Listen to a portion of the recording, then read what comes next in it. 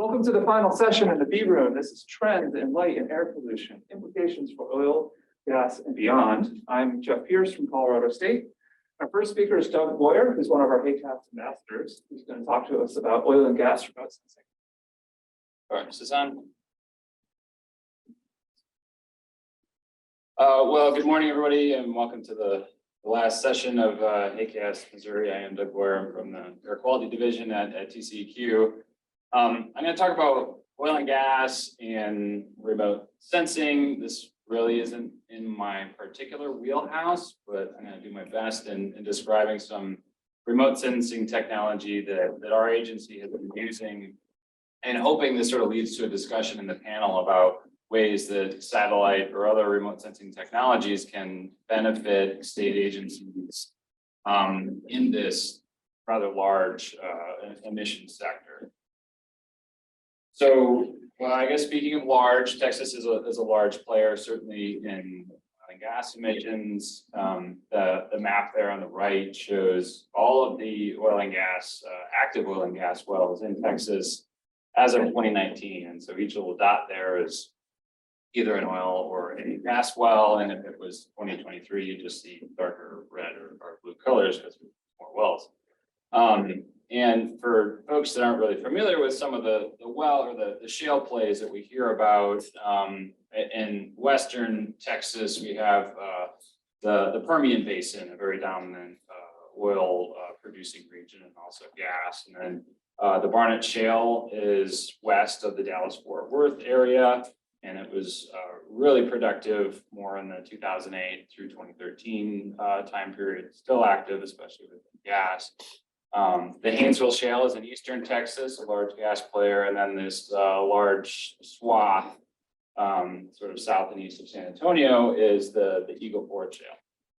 So the stack chart on the left there shows just the different oil plays that are active in the U.S., and Texas is a big portion of all of those. And so this is an important sector for us in terms of understanding its emissions.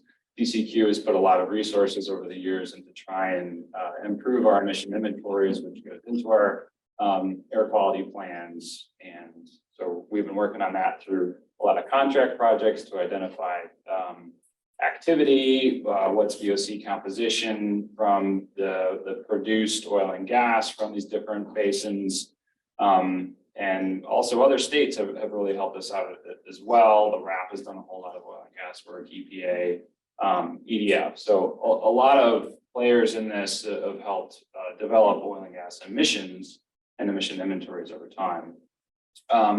There's new things coming in, especially from like the greenhouse gas reporting rule, that are providing a little bit more information in terms of some of that VOC composition based on some wells data within counties. And so a lot of our activity and emission inventory data has been developed on a sort of a basin-wide average, and then we drill down a little bit further. But now we're getting some better data from some of these other associated rules that haven't been specific to, say, the source. And so that's going to help us improve as well. So I'm going to talk now just about this remote sensing technology that the TCEQ has used for a number of years now. And it's optical gas imaging and these specific cameras that TCEQ has used to look at VOC emissions. So these can see the emissions through infrared wavelengths. And there's just a picture of someone fueling up their truck. But it was really focused in on in the early 2000s, trying to understand some of what we felt were underreported or unknown VOC sources. And so researchers, investigators from TCEQ and such could see these emissions coming from different components within facilities, and then identify that with the regulated entity, do sort of a find it and fix it program where they could go and tighten a valve or whatever it was, and it ended up significantly reducing VOC emissions in the early 2000s. This program has continued. Our regional offices have these cameras. Industry have these cameras now. It's a really great way for them to be at a more safe distance to see some of their components and things. So the agency has continued to use this, and now we're doing some larger surveys. And so using a helicopter to go over large counties, we saw a lot of that from the map of Texas. There's certainly a lot of places to go to, and so the agency identifies priorities in different areas to go to. That could be based on complaints that the agency receives. It could be H2S was mentioned at the session earlier this morning, that we see some monitoring of that compound that might indicate, hey, we should go do a survey. And so the agency determines where it's going to go. The helicopter will fly. Perhaps they see something, they can identify that with the regional office. That can then start sort of an on-the-ground investigation. And they'll go and bring their own cameras and other equipment on the ground, identify what's going on, and then perhaps the helicopter would go out after that mitigation has occurred to sort of verify that the emissions have been reduced. So I'm going to show a couple of videos now just of this. The first one here is of a flare, and you're going to see as it pans over what appears to be black particulate soot coming off of this flare. And that's not the case. That's the actual VOC emissions coming off from what appears to be an unlit flare. And so if this was really lit at the top of the stack, you would see a very white fireball. And so in this case, a lot of the VOC emissions there are just venting.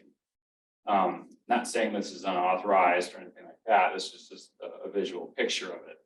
However, EDF and some of their work in the Permian Basin noted that about 10% of flares were unlit, and so they were just venting the gas. And so TCEQ has taken that observation and incorporated that into our emission inventories statewide. And so now 10% of that volume of gas is just being vented within our emission inventory instead of being destroyed.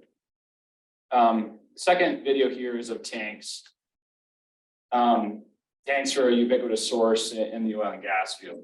There's a lot of them to store product or produce water, all kinds of different things. In this case, you can see the VOC emissions coming off from near that stairway there, and tanks have thief hatches or access points, and sometimes those are left open or they're sealed, broken, or something like that. So that could be the case for this specific example. Now, tanks and equipment at a lot of these sources, we don't know exactly what's there. We have to use sort of like I talked about before, basin-wide averages, or maybe now getting into county-wide averages for things. It would be great if we knew more about the amount of tanks or the amount of pieces of equipment, and perhaps satellite information could benefit us there. And so perhaps there's like machine learning techniques or different things that could be looking at aerial imagery or satellite data to help us identify what's there, so then we can categorize our emission inventories a little bit better in terms of oil and gas sites, or maybe even other things as well. So just thinking about some ideas where satellite data or other remote sensing techniques could benefit a regulatory agency. So hopefully this will bring up some questions and we can talk about the panel and on there. Thanks for your attention.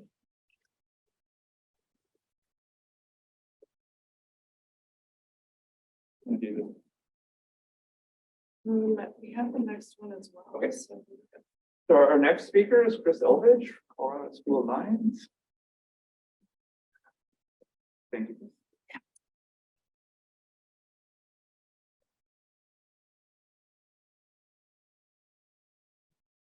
So, okay, great. Great to have a chance to talk to you today about remote sensing that we do of flares and lights. We use data from VIIRS. Let's see.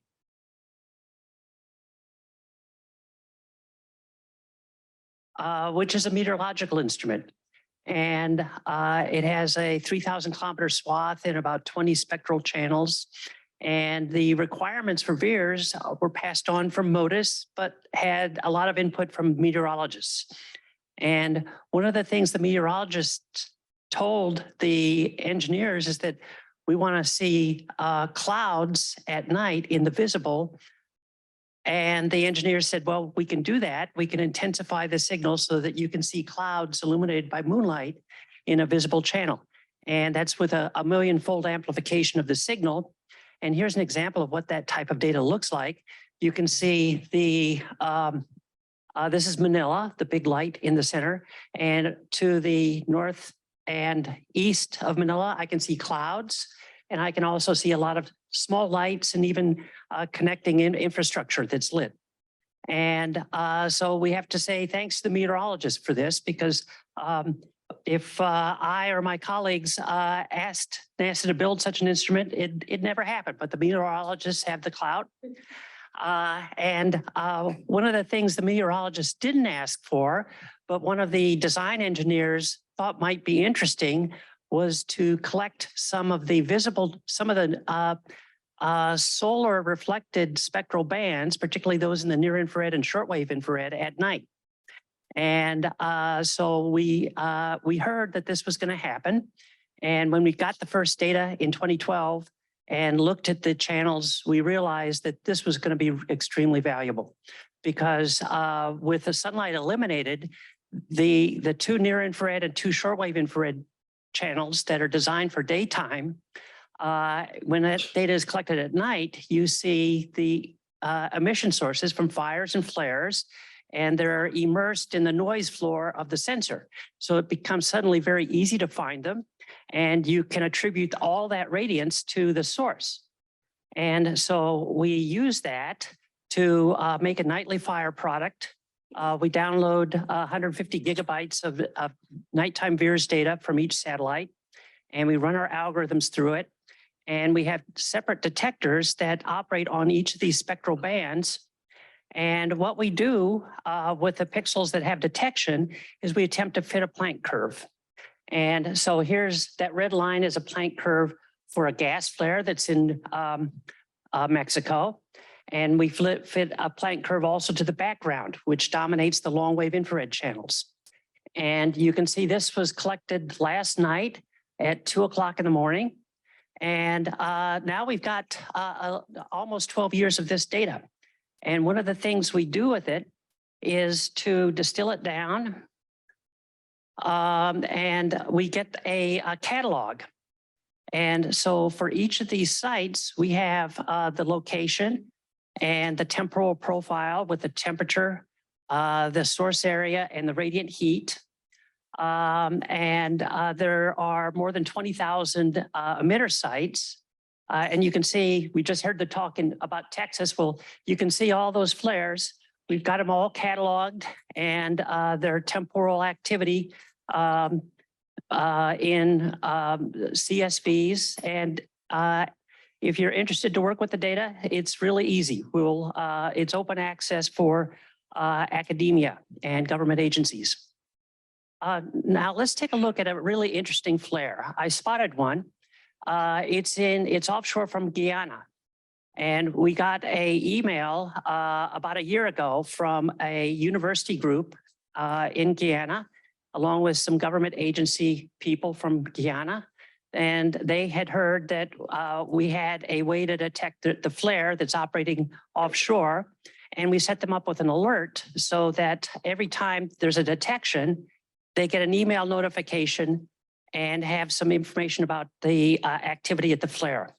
And this is actually what's called an FPSO, which is a floating production, storage, and offloading facility. And so there you see it. It's a anchored vessel that has a flare on it, and it's operated by Exxon.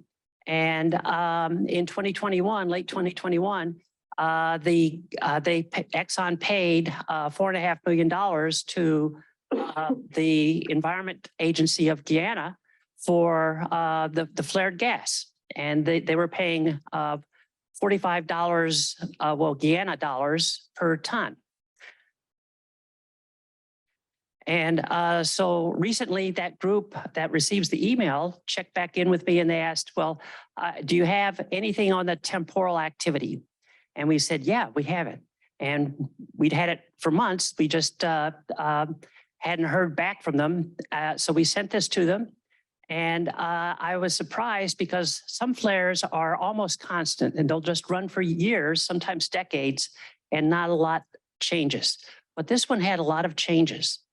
And so this is what we call our dashboard, it's a standard set of graphical temporal profiles. The top one is the radiance in the shortwave infrared, where you have the peak radiant emissions for gas flares. The middle one is the temperature.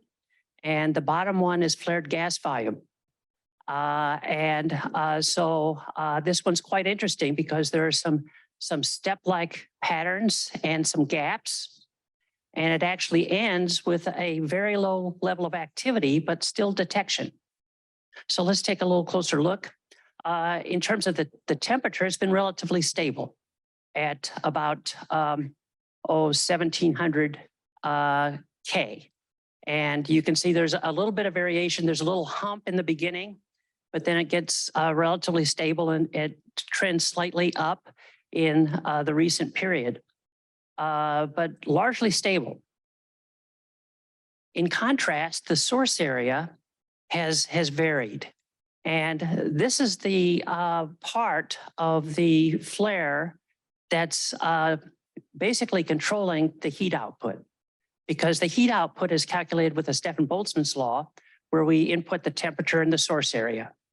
And so because the temperature is stable, that's not, it's basically, you don't see that the temperature profile and the radiant heat, you're seeing the imprint of this source area variation.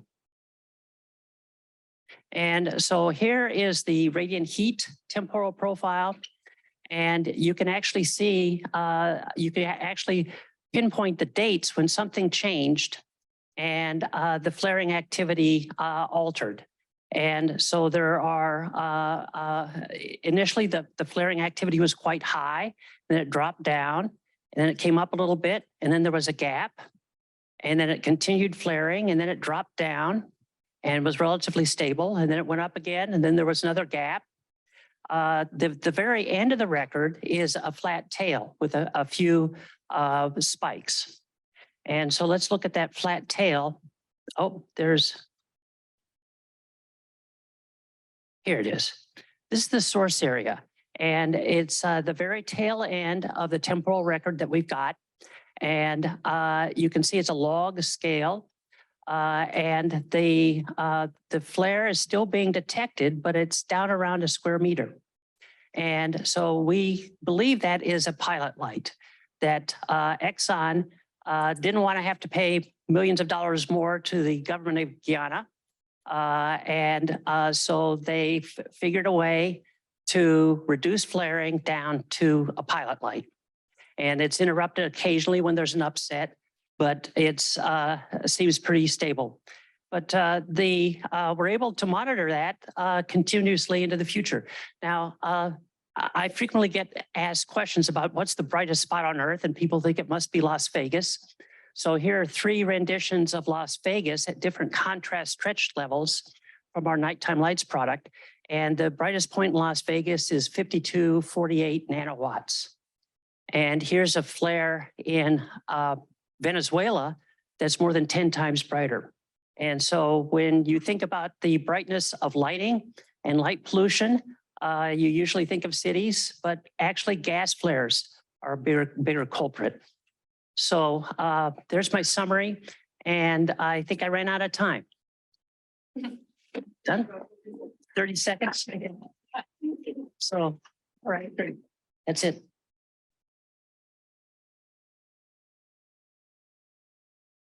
Thank you. Okay. I'm going to take just a momentary pause while I update the files. All right. Our next speaker is HAQAST PI Ted Russell. Wonderful. And I'm not actually going to talk about anything we're currently doing as part of HAQAST. So maybe I'll be fast since it's not really our current research. But as I'll state, it may be part of what we're going to be taking on.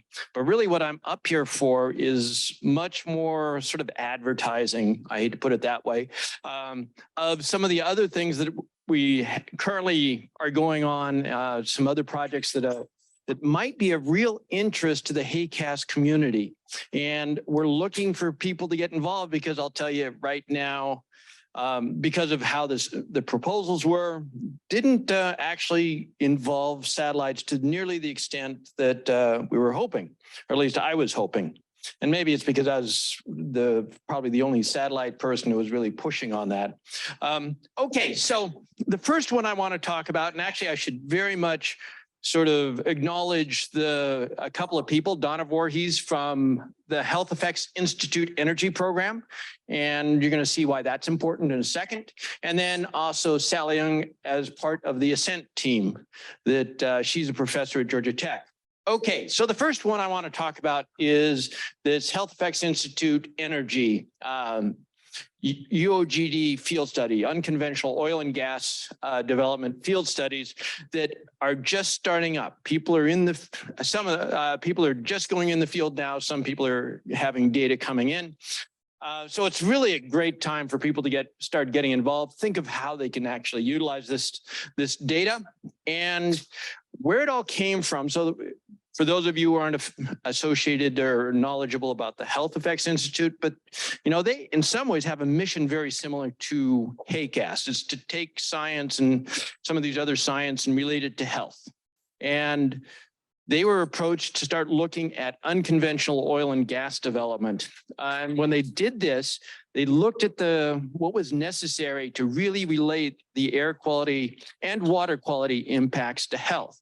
And the real critical need was on the air exposure side. You just looked at all the risks, and it was getting a better idea of what these people are being exposed to on the air side.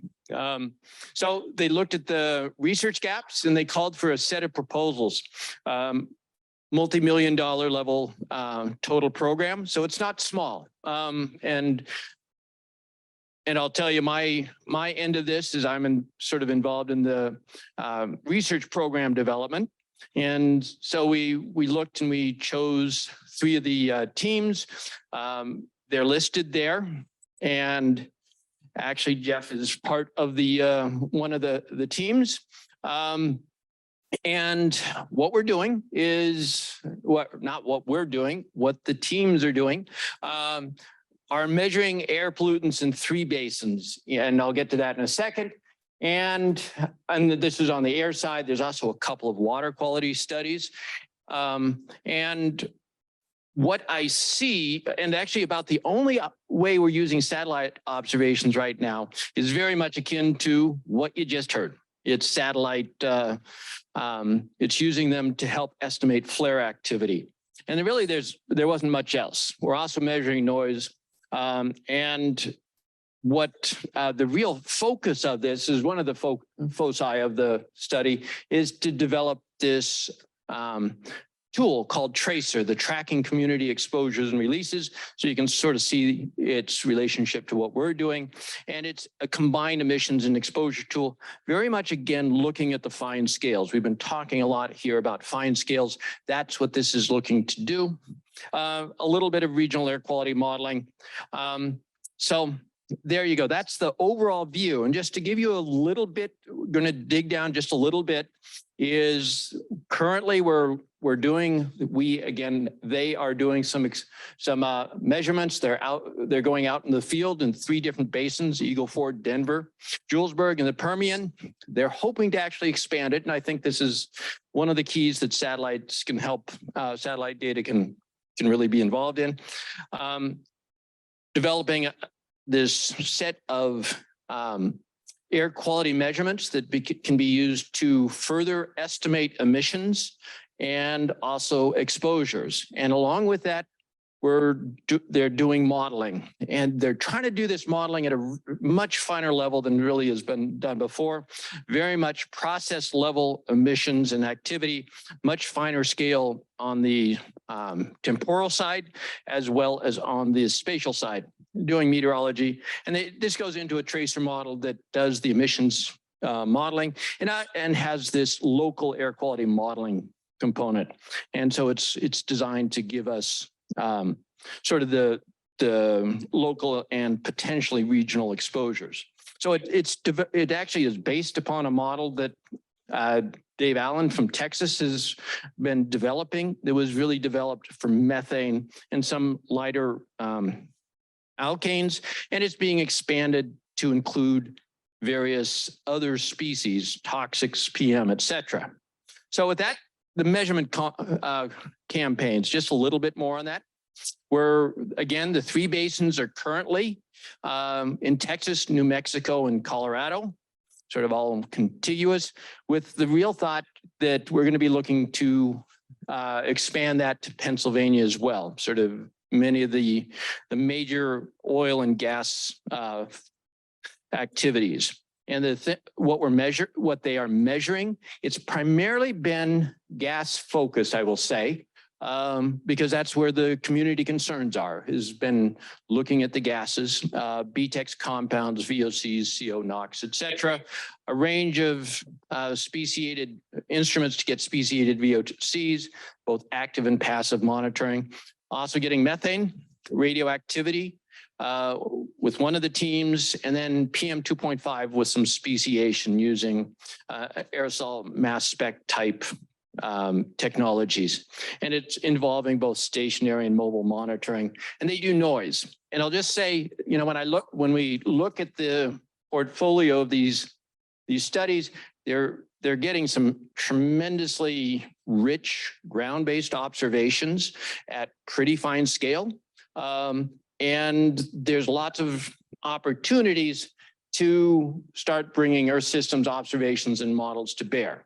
You know, to actually ask the question, do these more local measurements, how do they relate more regionally?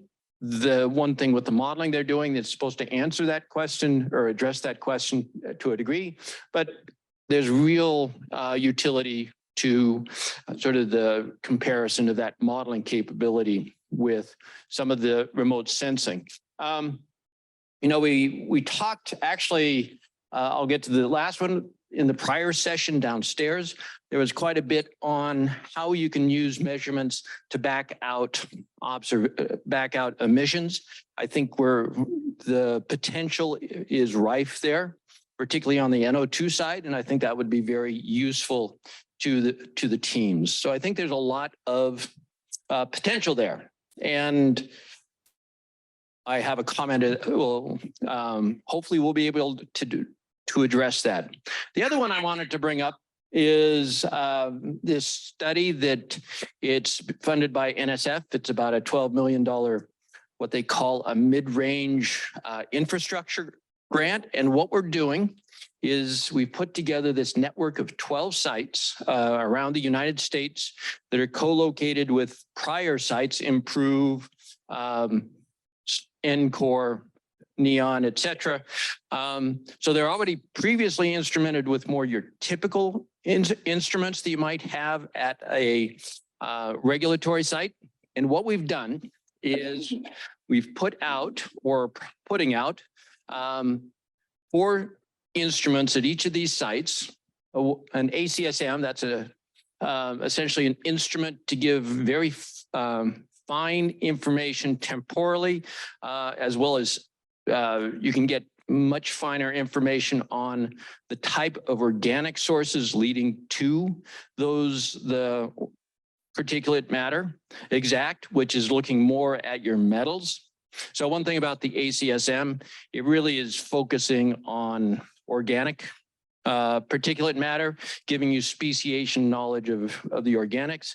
The exact is really for the metals, then ethylometer to get elemental and organic compound and some other absorption properties, and then the SMPS, which gives you a size distribution. One of the neat things that I think this community could use and actually could contribute to in terms of, again, how you might link this with satellites is we're going to be doing online source apportionment, which hopefully the idea is that these measurements are going to have about 1 hour detail, and a couple of hours after we get the measurements, we will have a source apportionment using those measurements. That's planned for a couple of years out. And the data is going to be open, it's going to be free, et cetera. I think it's going to be a very rich data set.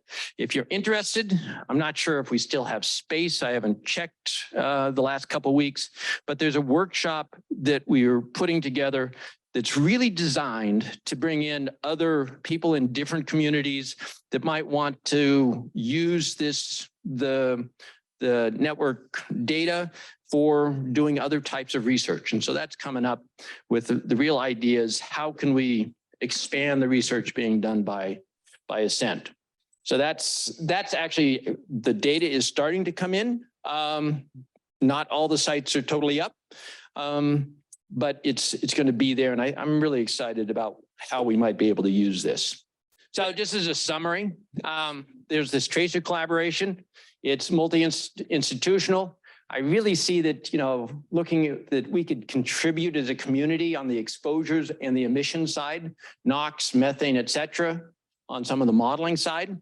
I think there's lots of opportunities there. And the Tiger team's proposed. We'll see later today, I guess. And then there's the ASCENT network where the data is now coming out as well, that is going to provide, sort of unique information across the United States that both can be used by agencies, but I think by our community as well as the wider scientific community. So that's going on. And, if you have questions about it, how you might get involved, how you might utilize the data, love to talk to you about it. So thank you much.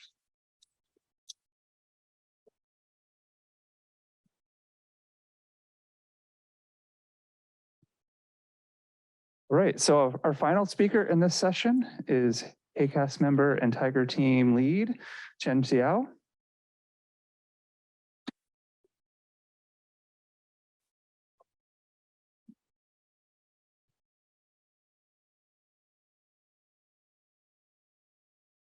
I should just use.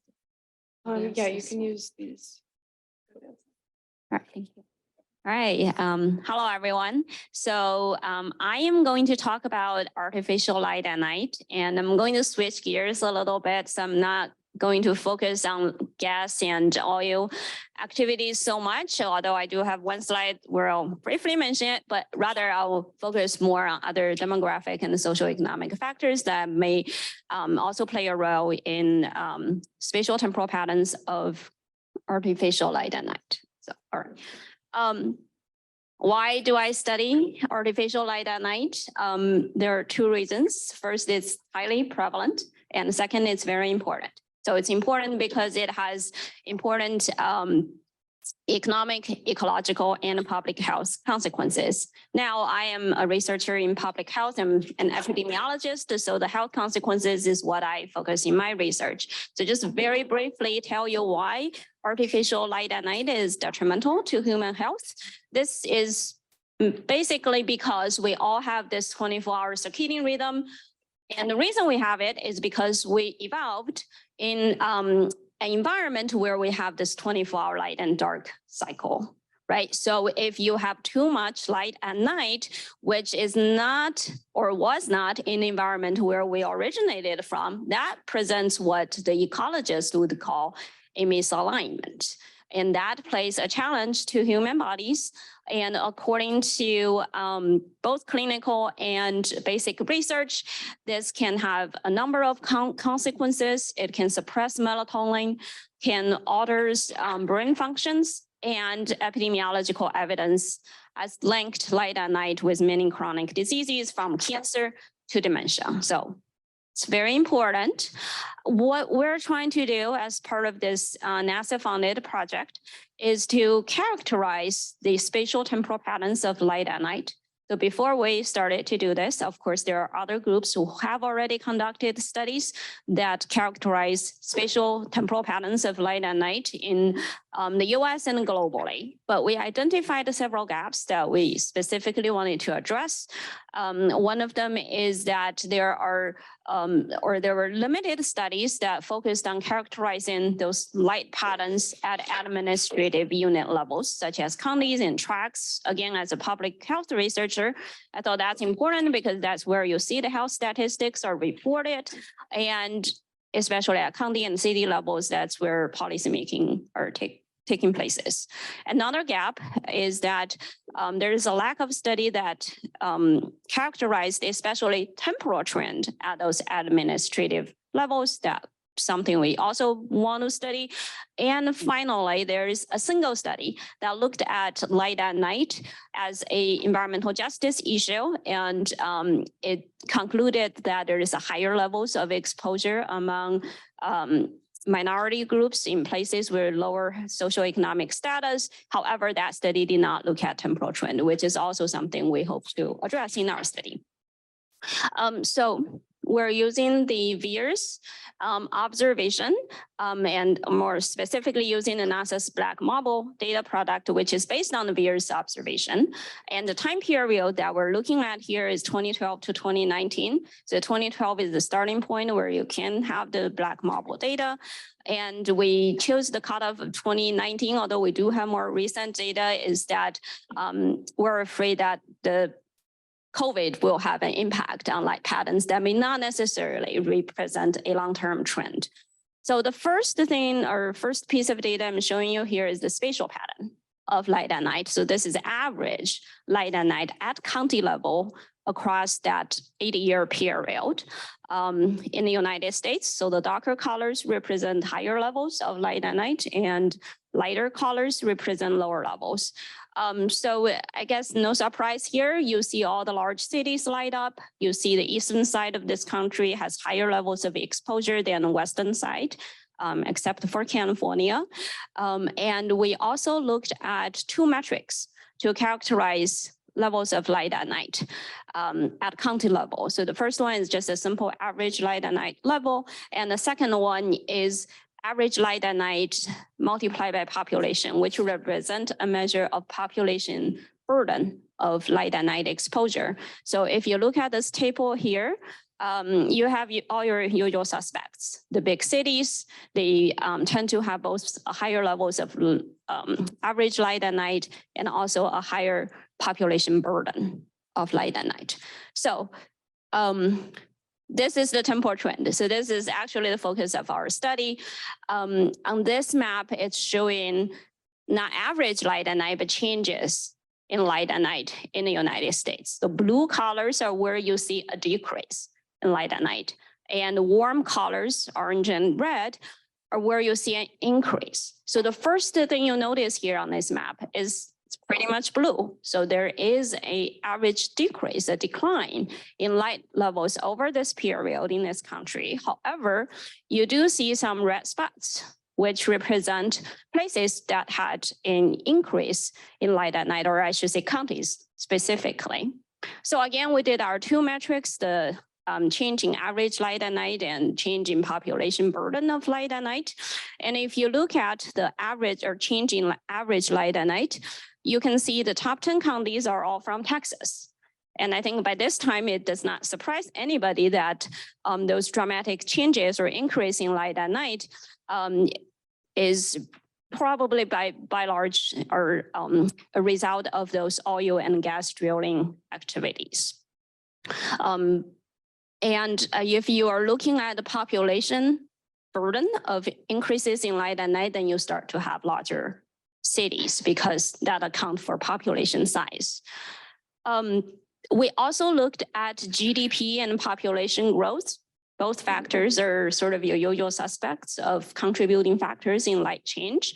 And I'm not going to present the data here, but just to mention that both GDP and population growth had a high correlation with increases in light at night or changes in light at night, but they do not fully explain the overall variation in light at night.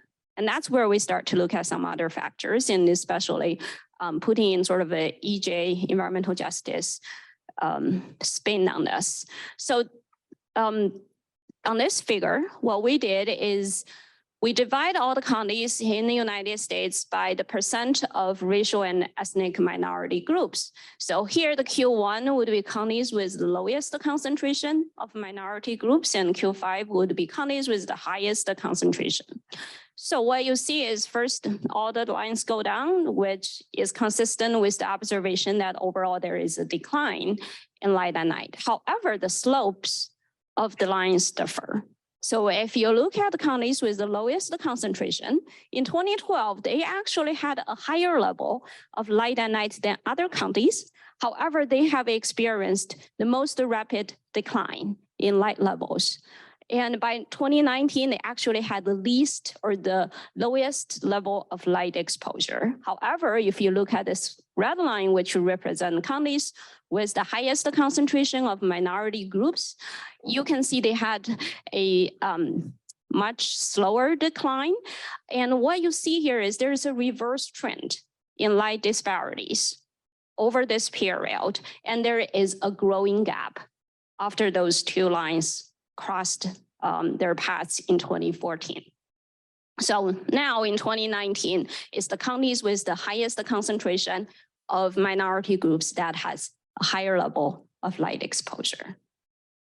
So we look at this in a little more detail. So we not just the overall minority groups, we looked at Black concentration and the concentration of Hispanic population, and you kind of see different trend here. So for Blacks, the difference is really not that big, or even counties with higher Black concentrations, they had a slightly more dramatic decrease. But for Hispanics is where you see the driving pattern of what I showed you before, is where counties with the highest concentration of Hispanic population, they really barely had any decrease when compared to counties with a lower concentration of Hispanic populations.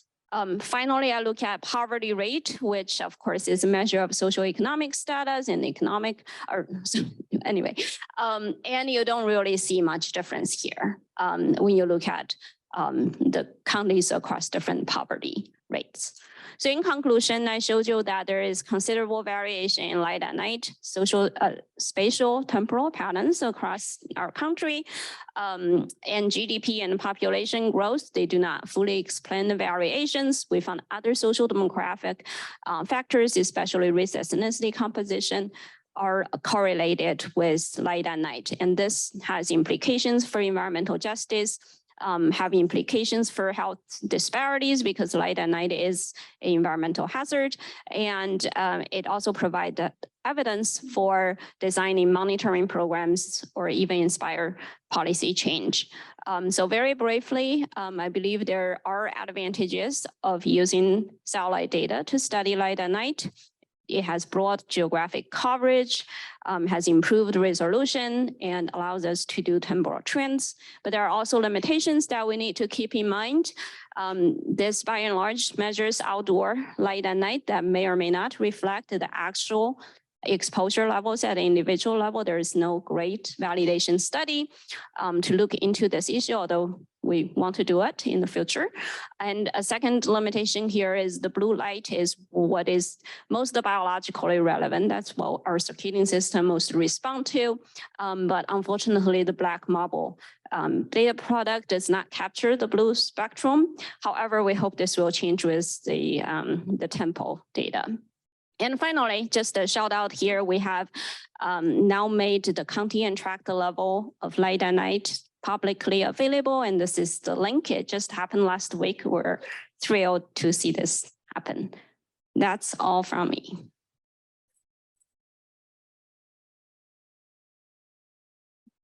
All right, so I've seen this room happen, work two ways. Twice we've had all the panelists come up here. Once panelists all stayed in their seats. What do the panelists want to? Oh, that would be my default mode, would be to go that way. So Is that where people can see us online too? that, okay, that sounds good. Oh, I think they can only see it here. Oh, okay. We all stand up there. Yeah. Move the chairs. Yeah. Person can move a chair.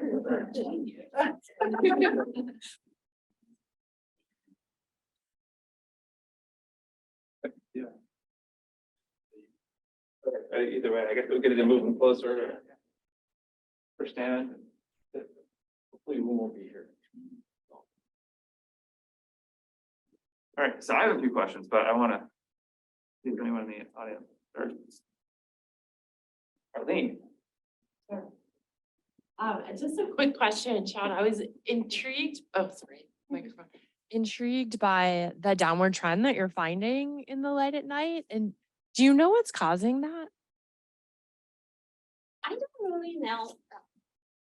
I don't really know. I need to look into that a little more.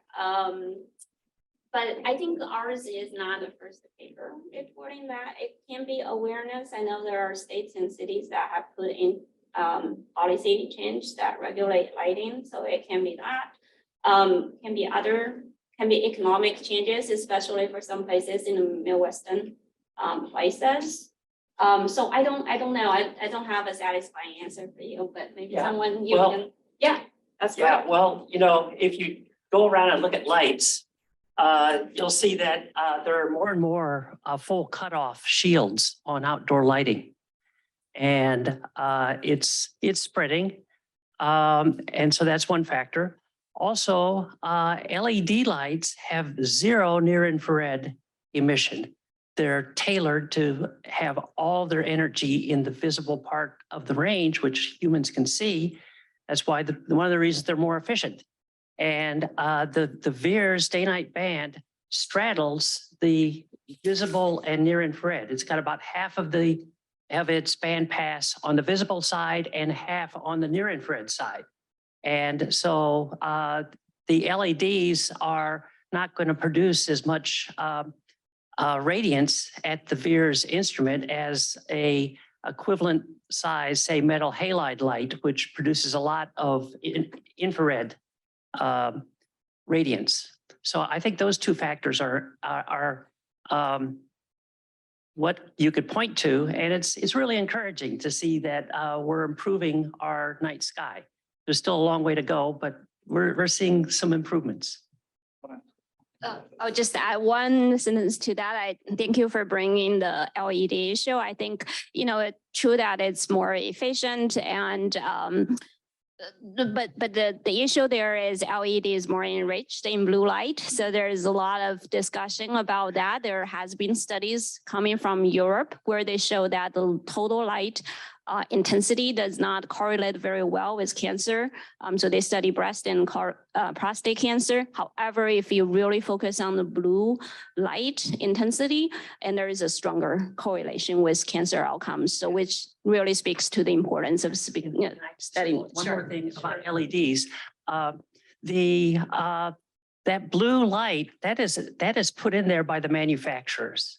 And so they've specifically designed the brilliant white LED that has an actual bump in the blue. And they don't need to do that. They do it because they think things look better that way. And so they could change that. The other thing about LEDs is that they have essentially zero flicker. And so flicker is from the alternating current, and it's there in LEDs, but it's almost imperceptible even with a high-speed camera. And so that's potentially an advantage of a LED, although the blue light is a disadvantage. You answered my question. Yeah, I was going to ask, I thought LEDs had health effects. So, Lizzie? Thank you for your talks. I have a question from Michael Geigert online, and he would like to know, has anyone tried to chemically analyze residue from dust storms blowing through gas flares? Not that I'm aware of.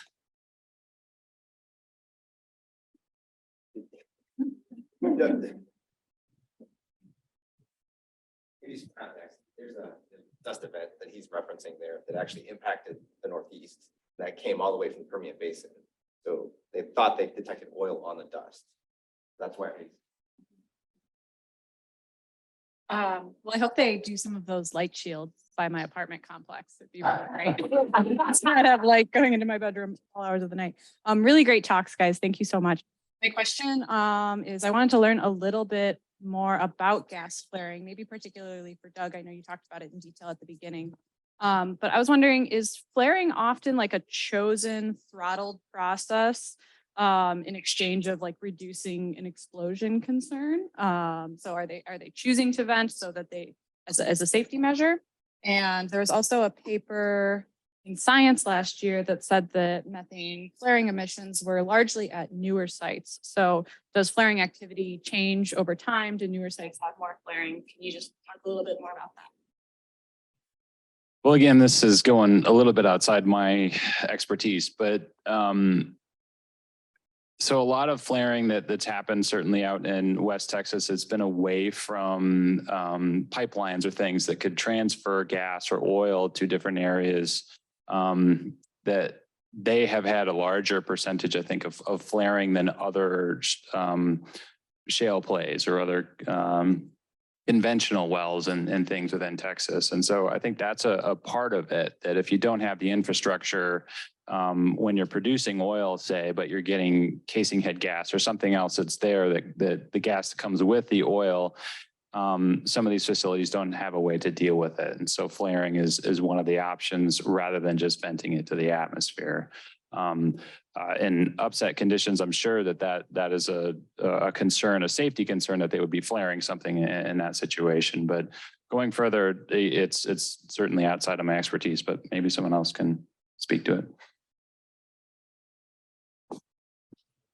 I have a follow-up question, because I thought the juxtaposition between Doug's talk and Chris's talk was interesting, because in Doug's talk, he was like, here is a helicopter view of places that are not flaring and they're leaking. Whereas Chris's talk was, there's this problem in Guyana, or we're trying to remember which country it was, where when it was flaring.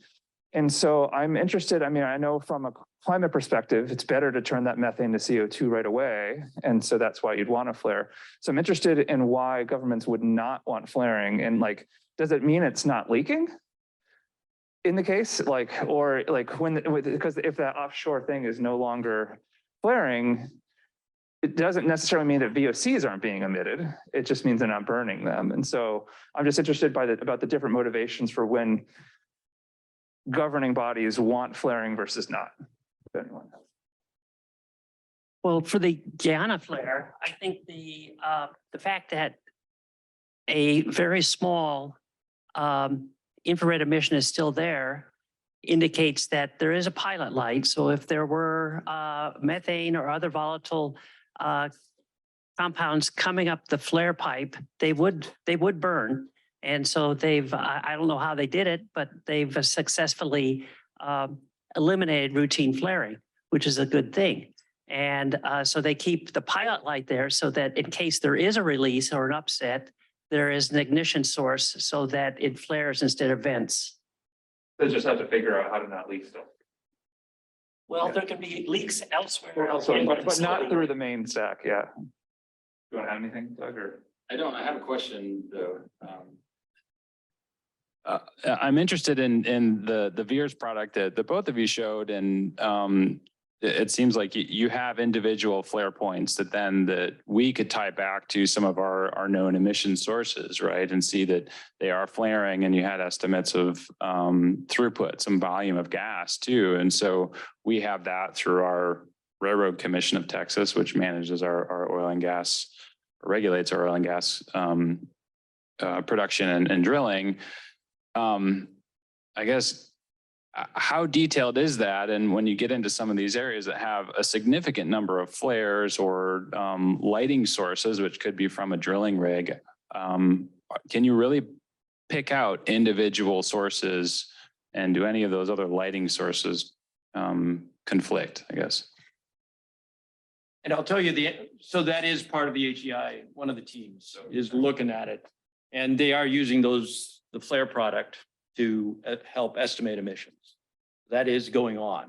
Great. Is that information there? And, you know, we have, about 12 years of VIIRS flare detection data, and we're happy to share it with your organizations. We have a long list of organizations that use the data. And so if you have an interest in flares, just let me know. We'll get you set up with the data. No problem. We even have alerts running. We have an alert running for a company interested in flaring in Texas. And so we have a early morning message that goes out by email that reports on all the flares detected last night, just a few hours ago for Texas. And so we're happy to set up anybody that's interested in having that alert. We can do that. We have alerts running for a lot of different places, and Texas is one of them. I think I saw Daniel first. You first? Okay. Thank you. Very interesting talks. My question is, you hear me? And my question is, so for all the data sets, it's all amazing data sets, this remote sensing, and also Ted was talking about this new instruments coming online, and then also, this flyer data set, I think is very intriguing. So I have two questions. First, for the flyer, how can you differentiate that from like oil and gas burning, or from fishing nights, or from wildfires? Oh, yeah. Well, here's where multispectral really pays out, because we can distinguish flares from, say, biomass burning or steel mills based on temperature. And so the NASA fire product and NOAA fire products, they don't have temperature because they're not using multispectral. Now, it only works at night. You can't make the same product in day because we rely on near infrared and shortwave infrared channels that are basically useless during the day because of the sunlight. But that's how. And what was the other part of the question? My second question is actually a more general question. How can this data set be used to improve emission inventory? I think Doug mentioned this briefly. I'm an emission scientist, so I like to ask emission questions. I've not been following oil and gas emission inventory very closely recently. How good do you think our current NEI, for example, is to capture the oil and gas emissions? And what do you think will be the largest source of uncertainty there, and how can we improve that? I'll tell you on our end, I mean, they are going to be looking and getting very process detailed emissions. And they're going to associate it with specific activities on the pad. So once, and there is quite a bit of, there is information on activities on the pad. And then from that, they can work forward to give sort of the bottom up inventory. So in terms of where this is going to come, when you're talking about emission inventory detail, one of the end products is this tracer model, and it's very much aimed at, we hope, dramatically improving the emission estimates, both in space and time. Because, if you look at what the current products are, they don't really have so much detail. Yeah, it's a good question, Daniel. And I think that in some of the sort of national oil and gas work group meetings, they've been talking about the bottom up versus top down, and how some of that's very different. And top down emissions may be a bit larger than the bottom up. I think the work that Ted's referencing and the University of Texas has been doing a lot of work in West Texas and the Eagle Ford Shale to try and understand more of these processes on the well site. And I think that's super beneficial. And then there's these other rules and things that have come into place and may come in that are going to provide more data on what's actually going on at some of these sources, and the companies would have to submit. One of the things within the Railroad Commission of Texas that now, I talked about flares, that before this, the volume of gas was just all assumed to be flared. And now they've split that out from the companies. And so it's a volume of flared gas, and then there's a volume of vented gas. And so hopefully with these, programs coming in from different areas, and, even satellite data here, it sounds like that we'll be able to bring those two estimates closer. And I think there's been a ton of work from, a whole lot of groups to improve our emission inventories. It's a continuing process. So I'll pick up on something that Doug said, is that you're going to see, I'd say, significant differences by state in terms of the type of detail you're going to have to drive this type of tool. There are some states that do have much more detail that's going to be available than others. So I see that as a real potential to bring these larger scale, remote satellite-based observations, just to sort of get improvements in one area where we know the emissions somewhat better, make it more widespread. Sure. I think I'm going to reveal my ignorance of the current sort of regulatory situation with this question. But Doug, when you showed and this doesn't have to be Doug, but I'm thinking, when you showed the cameras like with where you can see the leakage happening, you said something like this isn't necessarily like a problem, like it could be allowed to be venting. And it strikes me that I guess I'm just wondering, are you actually regulating methane now, or is it the other VOCs that are going along with the methane that you're regulating? Like, what is that status? Right, we're not regulating methane. Yeah, and so it's the other VOCs and NOx, and there's different categories of these sites and permits that would come from them. And, I'm not a permits guy, so I can't answer, how these different sites are authorized. But just because you see an emission doesn't necessarily mean that that's an unauthorized emission. And that was my point there. Thank you guys for these talks. So one question that I have that kind of cuts across everybody is the role of private industry in these topics, because last fall, Chris came to Madison and we had a workshop on energy and satellite data applications, and the oil and gas industries are super interested in detecting of methane leaks and operational issues. And there's all these private companies now that are really serving the oil and gas industries. But it's all secret. So it's very different than HAQAST, where everything is public domain data, public domain interest. It's more private. And I think with the lighting companies too, this point was made about adding in the blue, but then they could take away the blue. There's lighting manufacturers, there's oil and gas manufacturers, but these are all these like proprietary big company interests that is quite different than the typical like air and health agencies that we work with in HAQAST. And I guess I was just curious if you could talk a little bit more about where you see the opportunities for connecting with these industries or barriers, or what they're interested in or not, or what they want to not talk about, anything like that. Sure. So HEI, it's joint funded. So you do have, and I'll be straightforward, some companies are much more interested in working with larger groups, making things available than other companies, but they are there and they do have an interest. Doesn't mean they're necessarily going to want to broadcast all the data, but they're very interested in providing the type of information, I think, to make it so they have better science taking part. So there are those opportunities. And I'll just put it, you have to go out and find the company to do it, the appropriate companies. They're not necessarily going to be running to us. I would put it that way. But one of the things about HEI is that they have identified the companies, and I think it's a good community that I've tried to get further engaged as well. So.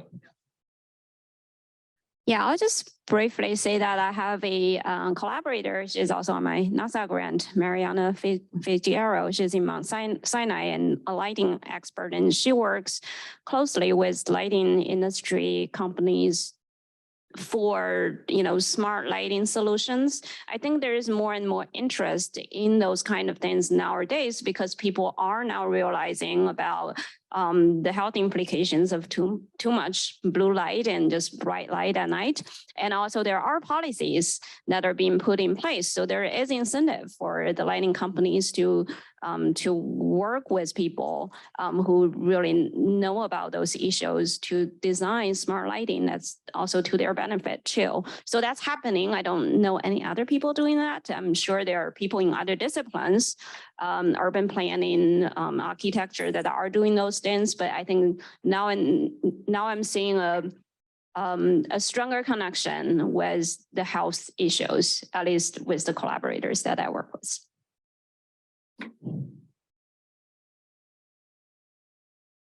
Thank you. I was very curious on lighting at night and the quality of sleep, and there's a connection to cancer risk.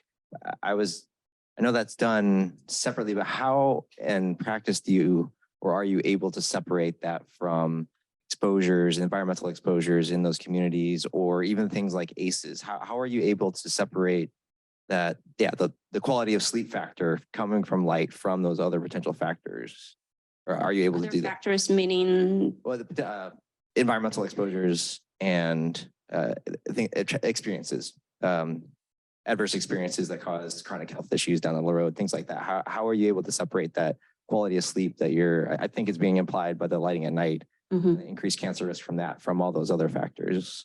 yeah, it's very challenging. I think, I guess there are two parts to my answer. The first part is there is indeed a strong biological connection, which has been studied by animal models and experimental studies that are conducted on human subjects, which really specifically speaks to the effect of light on those things. So the biology is there. However, if you look at the epidemiological evidence, which are observational studies, it's very hard to separate light from other factors, the social environment, noise, and other environmental hazards that just exist. And also, I think I always like to remind people when I talk about this is when you have multiple things going on, multiple hazards, they don't just add up to each other. Sometimes there is synergistic effect, and they produce even larger effects when you are exposed to multiple things. And usually it's those more disadvantaged population who don't have window treatments and who have a very crowded housing condition that they are more vulnerable to the negative effects. So it's complicated, and you really need to take into consideration all those factors when you study health outcomes. Time for one more question. So I have one.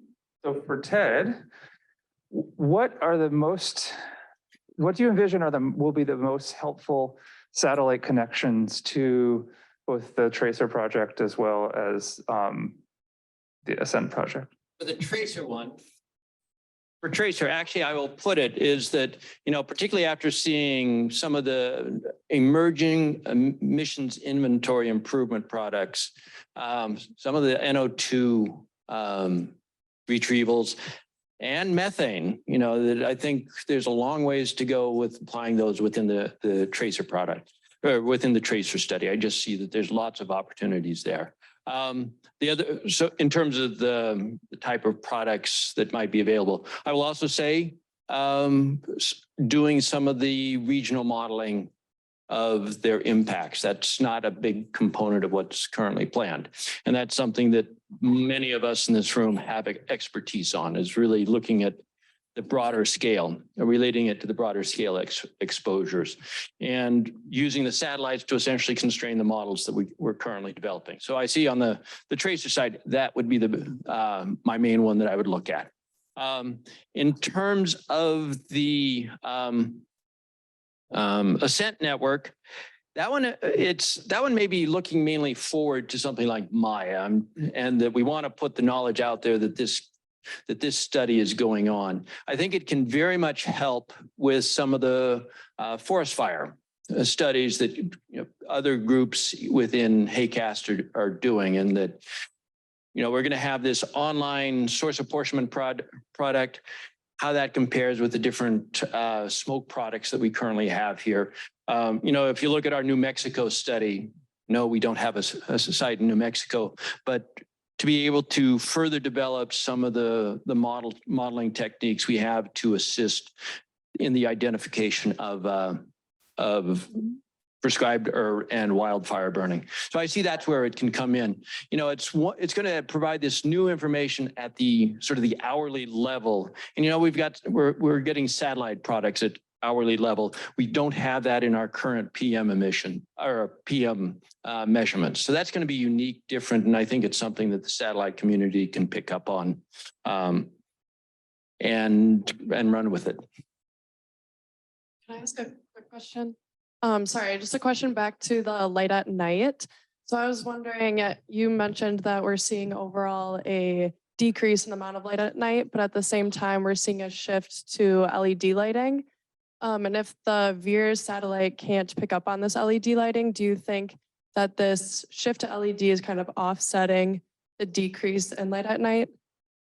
Yeah, I think it could, but we don't currently have the data to quantify that. And, you know, I was wondering if just within, I guess this is a question for you, with the amount of information we have in the VIIRS data set, is there a way, I know we don't get to the blue point, the blue part of the spectrum, but based on what we have, is there a way to see if that shift is happening, maybe more decrease in the longer wavelength and less so in the shorter ones? Do you think that's possible? I was thinking about that. We did a study in Tucson where the city replaced all of their